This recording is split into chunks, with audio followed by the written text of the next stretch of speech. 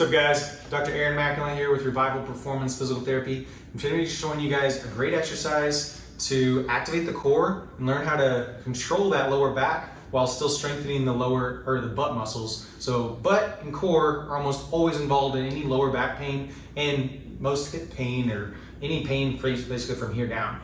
This is generally involved. So if you haven't seen the videos on how to activate that transverse abdominis, go ahead and look those up.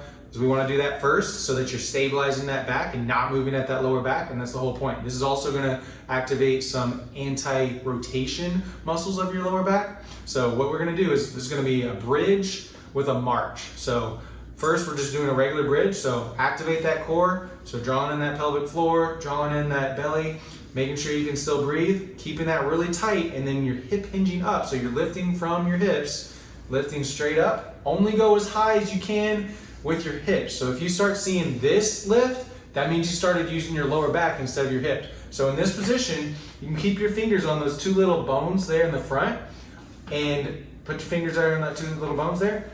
So there, feel those two little bones there, and what you're gonna be doing is a slight little march. So, but your whole effort is on not rotating through here. So you'll feel that right when you start to lift this. This is gonna wanna drop, but you're gonna keep this from moving back and forth like that. So the hip is staying, this is staying in perfect alignment and not moving at all, using the abdominal muscles while you just gently march. So right when you're about to lift, this is gonna try to drop and you're using your abdominal muscles to not let any rotation happen at your back. Right when this starts to lift, this one's gonna wanna drop. So you're feeling those hip bones not letting anything move by using your abdominal muscles. If you start dropping every set, then just stop. There's no point in doing it. You're not using the right muscles if you're just moving all around in your lower back and your pelvis. Just take a break. Most people, when they start this, can only do a couple or they can't do it at all. So you can try it. If you can't do it at all, go back, look at some of our more gentle exercises, activate that transverse abdominal muscles, and then work your way into this, trying it every so often and seeing if you can do it. If you can, it's a great exercise, but if you're doing it wrong, there's no point.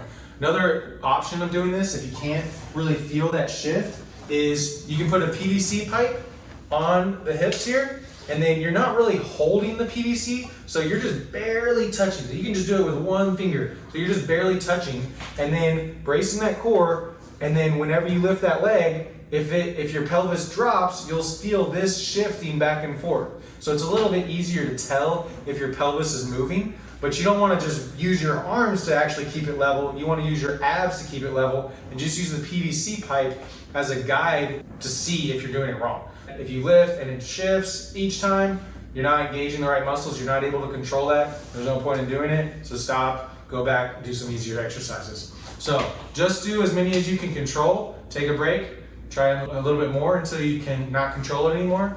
You know, do a few sets a day, just as many as you can control, and then control those abs so you're not putting that extra stress in your back and your pelvis. So this should really help get you stronger overall, because if you have a strong core, everything else can strengthen a lot easier, and you'll be overall better athlete.